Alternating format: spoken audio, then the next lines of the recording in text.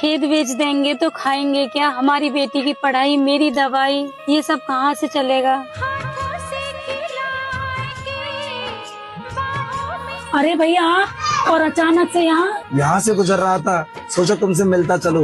बहुत याद आ रही थी तुम्हारी बहन। अरे अरे, ये तो आपने बहुत अच्छा किया। आओ आओ, अंदर आओ। बहुत अच्छा किया भाई जो आप यहाँ आ गए।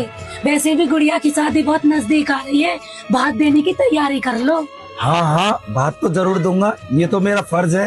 क्यों रिश्तेदार?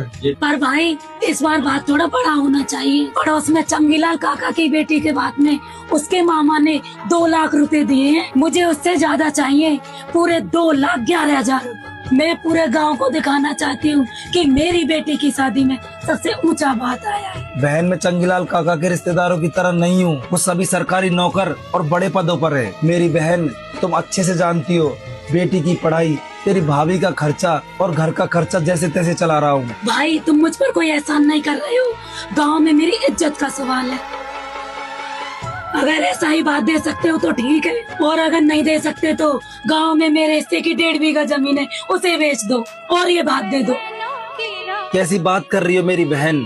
उस जमीन में तुम्हारा नाम तो है, लेकिन उसकी जड़ में हमारे पिताजी का खून और मेरी मेहनत। तुम कहती हो बहन कि तुम्हें तुम्हारा हिस्सा चाहिए, पर तुमसे एक बात पूछूं, जब तुम्हारी शादी इस घर में की थी तब क्या मैंने अपनी हैसियत देखी थी? नहीं बहन, मैंने तो तुम्हारे सपनों की उड़ान देखी थी, ताकि जो सुख तुम्हें तुम्हारे पियर में ना मिले हो, वो सारे सुख सुविधा इस घर में मिल जाए। तुम्हारे सुख के लिए ही मैंने जमीन गिरवी रखी और कर्ज उठाया, ताकि तुम ये ना कह सको कि तुम्हारे भाई ने तुम्हारा हिस्सा खा लिया। इन बातों से मुझे कोई फर्क नहीं पड़ता। मुझे तो बात चाहिए, वो भी चंगीलाल की बेटी से चाहिए।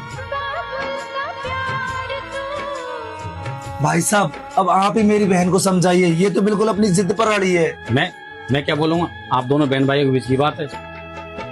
तो तुम साफ साफ कह दो भैया, तुम्हें भात नहीं देना क्या? भात तो मैं जरूर दूंगा मेरी बहन।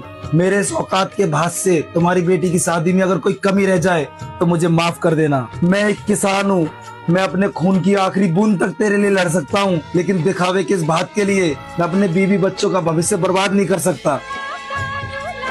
अगर 2,11,000 रुपए भात में नहीं दे सकते तो मेरी चौखट पर कभी भात लेके मत आना।